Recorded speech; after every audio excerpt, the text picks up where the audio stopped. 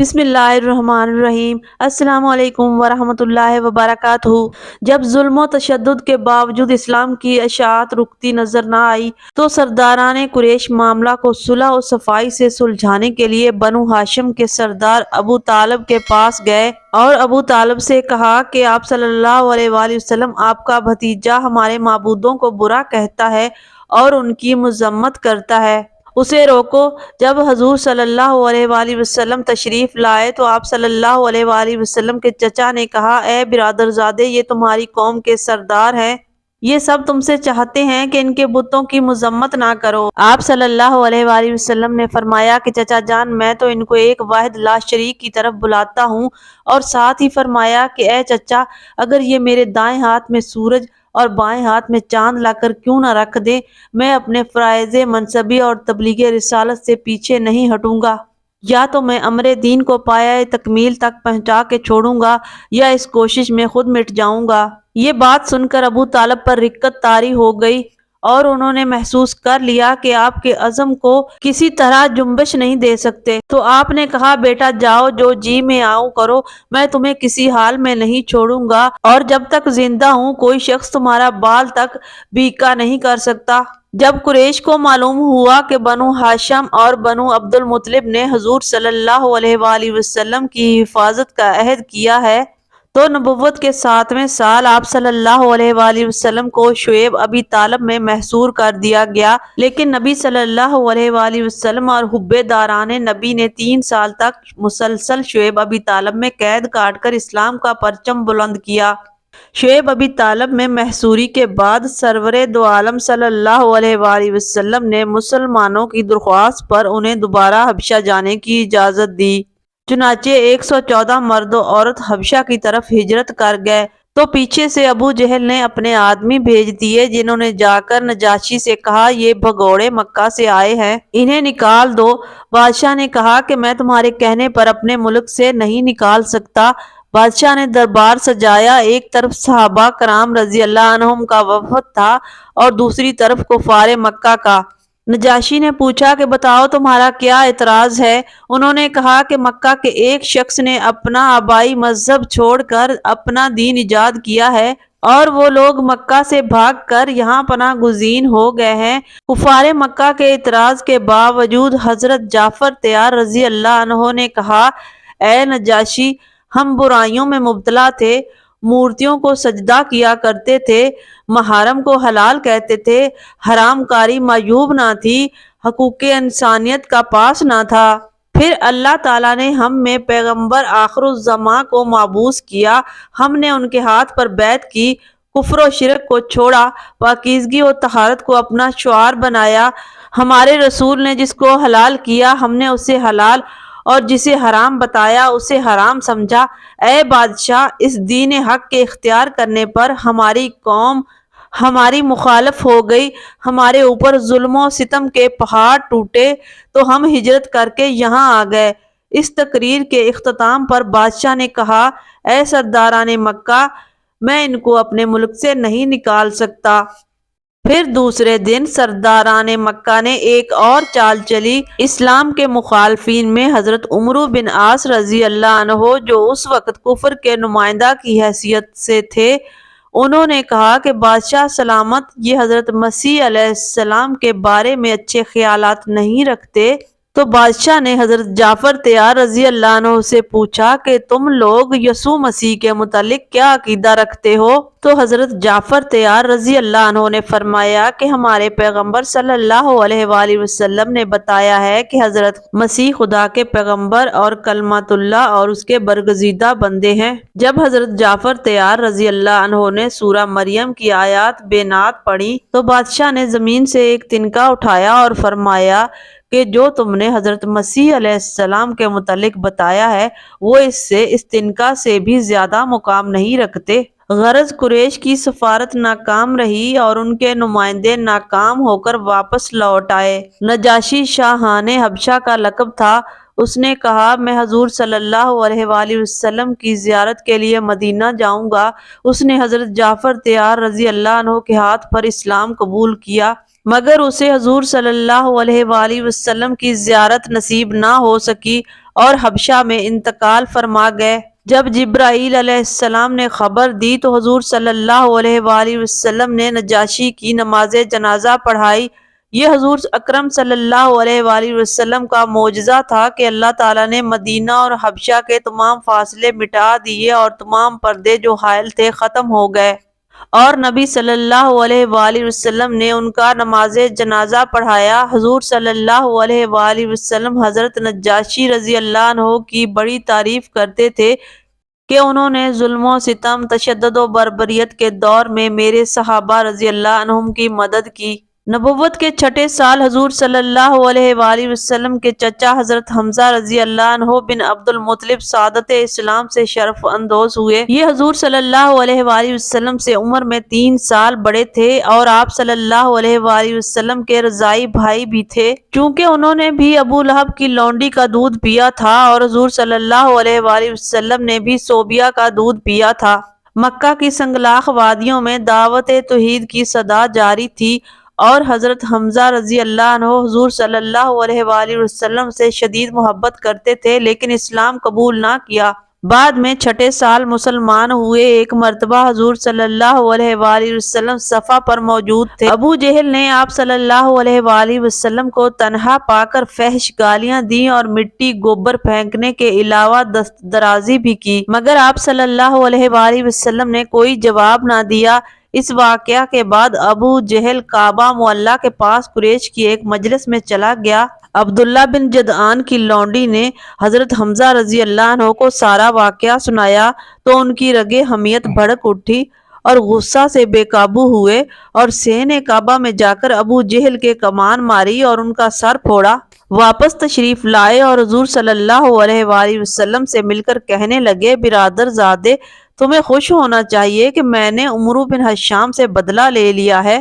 آپ صلی اللہ علیہ وآلہ وسلم نے فرمایا کہ چچا، میں اس وقت خوش ہوں گا جب آپ غیر اللہ سے منقطع ہو کر دین حق کی پیروی کریں گے۔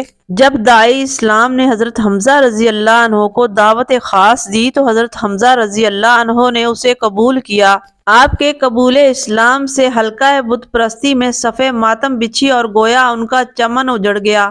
نہ کوئی پھول باقی ہے، نہ کلیاں۔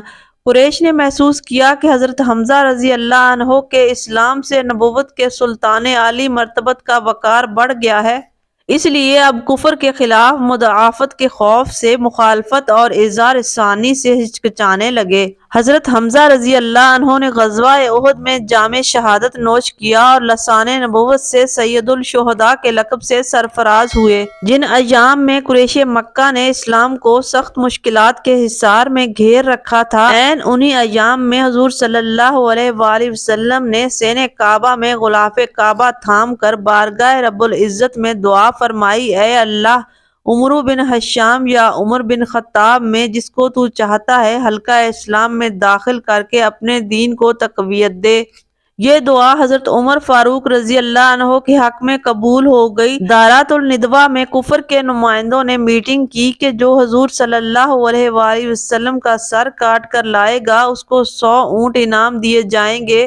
اس کام کے لیے کفار نے عمر رضی اللہ عنہ کا انتخاب کیا۔ ادھر حضرت عمر رضی اللہ عنہ شمشیر بے کف ہو کر سید الاولین والآخرین کی زندگی کا چراغ گل کرنے کے ناپاک ارادے سے نکلے۔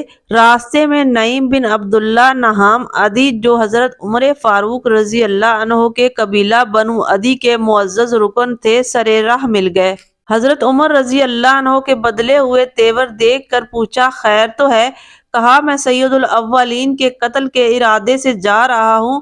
حضرت نعیم رضی اللہ عنہ نے کہا کہ اگر تم محمد صلی اللہ علیہ وآلہ وسلم کو قتل کرو گے تو کیا بنو ہاشم اور بنو زہرہ تم کو یوں ہی چھوڑ دیں گے؟ حضرت عمر رضی اللہ عنہ نے کہا کہ معلوم ہوتا ہے کہ تو بھی صحابی ہو گیا ہے۔ حضرت نعیم رضی اللہ عنہ نے فرمایا کہ تمہیں اس سے بھی حیرت انگیز بات سناتا ہوں کہ اگر میں صحابی ہو گیا ہوں تو تمہاری بہن فاطمہ رضی اللہ عنہ اور ان کے شوہر سعید بن زید رضی اللہ عنہ بھی صحابی ہو چکے ہیں۔ حضرت عمر رضی اللہ عنہ سیدھے بہن کے گھر پہنچے، دروازے پر جا کر دستک دی۔ حضرت سعید رضی اللہ عنہ اور حضرت فاطمہ بنت خطاب رضی اللہ عنہ حضرت خباب بن ارت رضی اللہ عنہ سے قرآن پاک پڑھ رہے تھے اور سورہ طٰہٰ کی تلاوت جاری تھی۔ حضرت عمر رضی اللہ عنہ کی آواز سن کر حضرت خباب رضی اللہ عنہ گھر کے پچھلے حصے میں چلے گئے۔ حضرت فاطمہ رضی اللہ عنہا نے دروازہ کھولا تو حضرت عمر رضی اللہ عنہ نے پوچھا کہ تم کیا پڑھ رہے تھے، اور فرمایا کہ مجھ پر اچھی طرح روشن ہو چکا ہے کہ تم اپنے بزرگوں کا دین چھوڑ کر صابی ہو چکی ہو۔ یہ بات سن کر حضرت سعید بن زید رضی اللہ عنہ نے، جو عشرہ مبشرہ میں سے ہیں، فرماتے ہیں اگر حق و صداقت بزرگوں کے دین کی بجائے کسی دوسرے دین میں ہو تو اسے کیوں اختیار نہ کیا جائے۔ یہ سن کر حضرت عمر رضی اللہ عنہ نے بہنوئی کو مارنا شروع کر دیا تو بہن نے چھڑانے کی کوشش کی تو ان کو مارا۔ جب دونوں لہو لہان ہوئے تو بہن نے کہا جتنا چاہو ظلم کر لو، مگر اسلام کا نقش ہدایت تو کسی طرح مٹ نہیں سکتا۔ اب حضرت عمر رضی اللہ عنہ کو غلطی کا احساس ہوا اور بہن کو لہو لہان دیکھ کر شرمسار بھی تھے۔ کہنے لگے کہ اچھا وہ کتاب دکھاؤ، تو بہن نے کہا تم نجس ہو اور کلام الہی کو مطہر ہی چھو سکتے ہیں، غسل کرو تو اس کو ہاتھ لگا سکتے ہو۔ غسل اور وضو کے بعد حضرت عمر رضی اللہ عنہ نے صحیفہ مطہرہ کے اجزاء ہاتھ میں لے کر کھولا۔ جب پڑھا تو سورہ طٰہٰ کی اس آیت کریمہ کو پڑھا جن کا ترجمہ یہ ہے، میں ہی ہوں، میرے سوا کوئی قابل پرستش نہیں، تو میری ہی عبادت کیا کرو اور میری یاد کے لیے نماز پڑھا کرو۔ حضرت عمر رضی اللہ عنہ کی آنکھوں سے آنسو نکلے، فوراً فرمایا مجھے حضور صلی اللہ علیہ وآلہ وسلم کے پاس لے چلو۔ حضرت خباب رضی اللہ عنہ اندر سے تشریف لائے اور فرمایا کہ عمر، حضور صلی اللہ علیہ وآلہ وسلم نے غلاف کعبہ پکڑ کر دعا فرمائی تھی اور یہ دعا آپ کے حق میں قبول ہو گئی ہے۔ بہن بہنوئی اور حضرت خباب رضی اللہ عنہ کے ساتھ دارائے ارقم میں پہنچے اور اسلام قبول فرما لیا۔ اور علامہ سیوطی رحمۃ اللہ علیہ فرماتے ہیں کہ حضرت عمر رضی اللہ عنہ سے پہلے 39 افراد مسلمان ہو چکے تھے۔ حضرت عمر رضی اللہ عنہ آئے تو اسلام کا چلہ پورا ہوا۔ حضرت عمر رضی اللہ عنہ نے اپنے اسلام کا اظہار اعلان کیا اور ایک دن حضور صلی اللہ علیہ وآلہ وسلم سے فرمانے لگے یا رسول اللہ صلی اللہ علیہ وآلہ وسلم، کیا ہم لوگ حق پر نہیں؟ تو حضور صلی اللہ علیہ وآلہ وسلم نے فرمایا کہ بلا شبہ حق پر ہیں۔ حضرت عمر رضی اللہ عنہ نے عرض کیا کہ مشرک تو اعلانیہ بت پرستی کریں اور ہم چھپ کر عبادت خداوندی کریں، اجازت دیں آج عبادت بھی رب کی ہوگی اور ہوگی بھی کعبۃ اللہ میں۔ آپ صلی اللہ علیہ وآلہ وسلم 2 صفیں بنائیں، ایک صف میں آگے حمزہ رضی اللہ عنہ اور ایک صف میں میں چلتا ہوں۔ اسی انداز کے ساتھ چلتے ہوئے مسجد حرام میں پہنچے اور اعلانیہ نماز ادا فرمائی اور سیدنا فاروق اعظم رضی اللہ عنہ کے بارے میں نبی صلی اللہ علیہ وآلہ وسلم فرماتے ہیں جس نے پہل اعلان نبی صلی اللہ علیہ وآلہ وسلم کا کلمہ پڑھا وہ عمر رضی اللہ عنہ تھا، جس نے اعلان ہجرت کی وہ حضرت عمر رضی اللہ عنہ تھا، جس نے پہل اعلان کعبہ میں اللہ کا نام بلند کیا وہ عمر رضی اللہ عنہ تھا۔ امیر شریعت سید عطا اللہ شاہ بخاری رحمۃ اللہ علیہ سے کسی نے سوال کیا کہ حضرت عمر رضی اللہ عنہ اور باقی صحابہ رضی اللہ عنہم میں کیا فرق ہے؟ تو شاہ جی عاشق رسول صلی اللہ علیہ وآلہ وسلم تھے، فرمانے لگے نبی صلی اللہ علیہ وآلہ وسلم کے جتنے بھی صحابہ رضی اللہ عنہم ہیں وہ مرید پیغمبر ہیں اور سیدنا فاروق اعظم رضی اللہ عنہ مراد پیغمبر ہیں۔ آپ صلی اللہ علیہ وآلہ وسلم کے جتنے بھی یار تابع داران آئے مرید رسول صلی اللہ علیہ وآلہ وسلم بن کر، اور عمر رضی اللہ عنہ آئے تو مراد رسول صلی اللہ علیہ وآلہ وسلم بن کر۔ نبوت کے 10ویں سال داعیہ اسلام کے زبردست حامی و ناصر اور چہیتے چچا مکرم ابو طالب نے 87 سال کی عمر میں فرشتہ اجل کو لبیک کہا۔ پیغمبر خدا کی یہ بڑی آرزو تھی کہ چچا اسلام قبول کر لے۔ کلمہ پیش کیا تو چچا نے کہا کہ قریش میرے مرنے کے بعد تانا دیں گے کہ موت کے خوف کی وجہ سے محمد صلی اللہ علیہ وآلہ وسلم کا کلمہ قبول کر لیا۔ ابو طالب کی رحلت کے 1 مہینہ 5 روز بعد ام المومنین سیدہ خدیجہ الکبریٰ رضی اللہ عنہ بھی 65 برس تک اس سرائے فانی میں رہ کر رحلت فرما گئیں۔ اس سال کو حضور صلی اللہ علیہ وآلہ وسلم نے عام الحزن، غم کا سال قرار دیا۔ محترم ناظرین، اس طرح کی مزید ویڈیوز دیکھنے کے لیے ہمارے چینل کو سبسکرائب کر دیں اور بیل آئیکن کو بھی پریس کر دیں۔ بہت بہت شکریہ۔ اللہ حافظ۔